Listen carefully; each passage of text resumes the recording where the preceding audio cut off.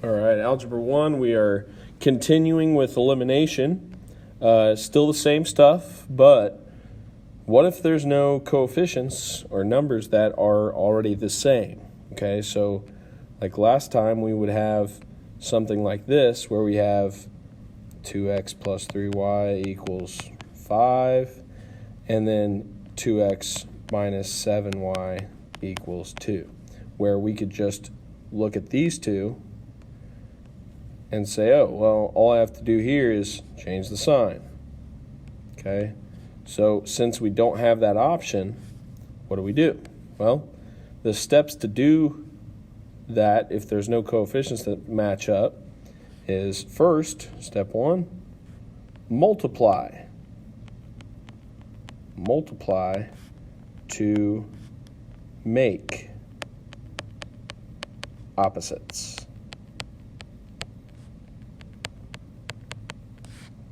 Okay. Multiply to make opposites.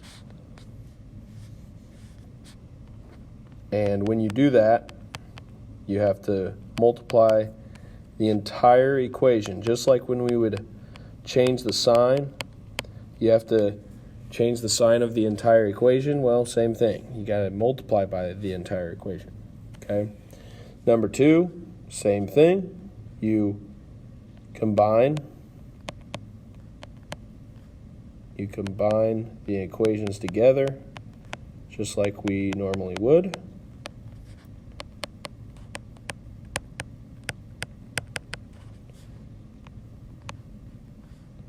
Solve, plug in, and solve again. Okay, so let's look at this first one. When you look at number 1, neither of these are the same number.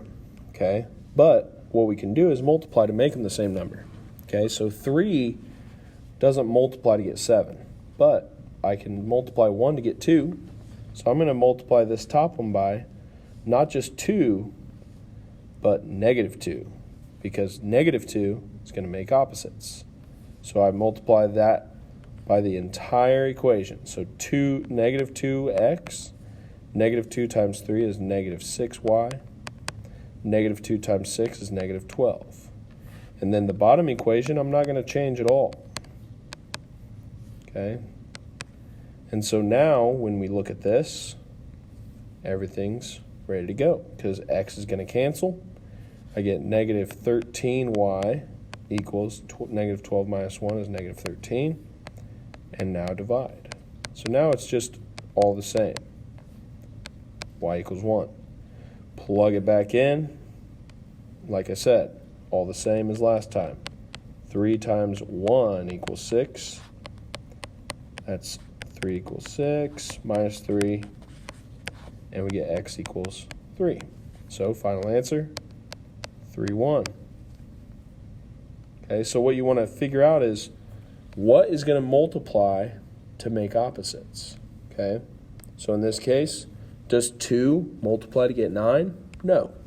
Does 1 multiply to get 3? Yes. So I'm going to multiply by 3, but not just 3. I want these to be opposite, so negative 3. So the top one, I'm going to write the exact same way as it started. The bottom one, negative 3 times 2 is negative 6x. Negative 3 times 1 is negative 3y. Negative 3 times 5 is negative 15. Now we're ready to go ahead and combine.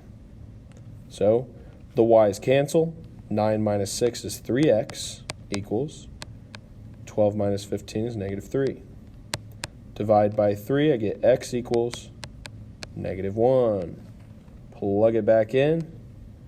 I'm going to actually plug it back in to the bottom one because those look like easier numbers. So 2 times negative 1 plus y equals 5. So that's negative 2 plus y equals 5.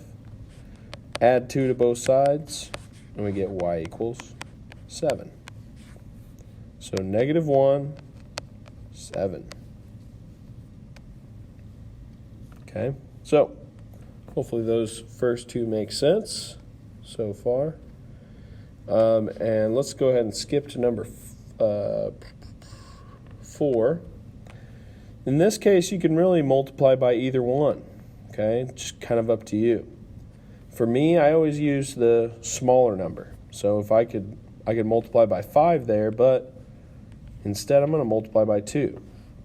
And I want to multiply regular 2 because it's going to be 2 and negative 2. So 2 times x is 2x plus 2y equals negative 6. And the bottom one is still just the same. And so now we can go ahead and combine. Y's cancel, get 7x equals negative 56.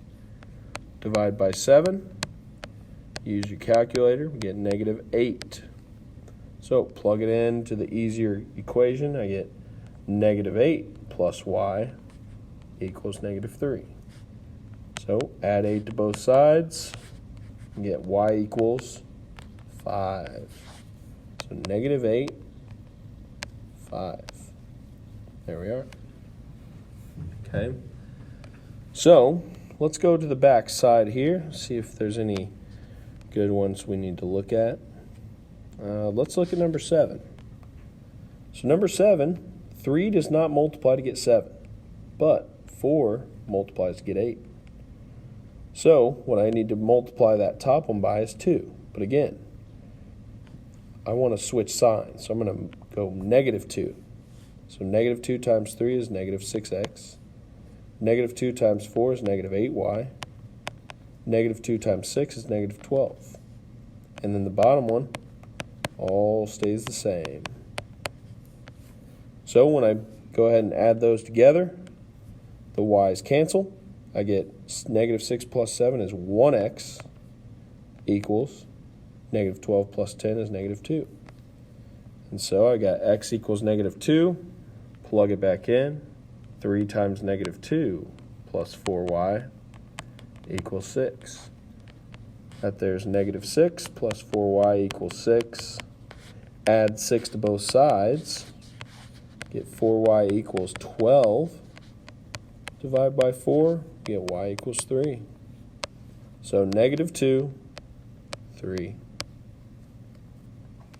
Okay. And so that's basically it. I'm going to do one more here, number 6. Didn't mean to go backwards. And then I'm going to show you a really challenging one.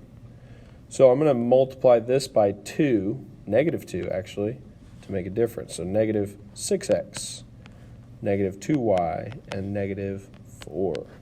So in this case, I've got 6x plus 2y equals 4 on the bottom.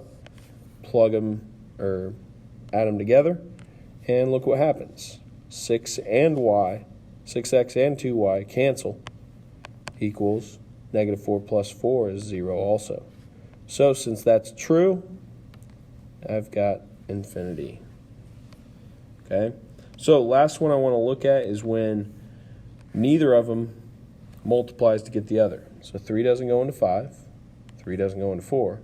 So I actually have to multiply both of these to equal each other. So the top, let's say, okay, what do 3 and 4 both go into? And I would say, okay, 12. So I'm going to multiply by 4 to get 12. And I'm going to multiply it by negative 3 to get negative 12. So it's going to be 12 and negative 12, which is what I want. So 4 times 3 is 12x. 4 times 3 is 12y equals 4 times 9, which is 36. On the bottom, I get negative 3 times 5 is negative 15x. Negative 3 times 4 is negative 12y equals negative 3 times 10, which is negative 30. And now we're ready to go ahead and solve. The y cancels just like we wanted. Negative 3x equals 36 minus 30 is 6. And now we go ahead and solve. So x equals negative 2. Plug it back in, and we get 3 times negative 2 plus 3x, or 3y, sorry, equals 9. So finish it out. That's negative 6 plus 3y equals 9. Add 6 to both sides, and I get 3y equals 15. Well, divide by 3, I get y equals 5. And so, -2, 5, final answer. There we are. Okay, so that last example won't be much of an issue right now because we just need to focus on multiplying one equation by something to get opposites. Okay, we'll practice that and we'll get a quiz over that stuff on Friday. Peace.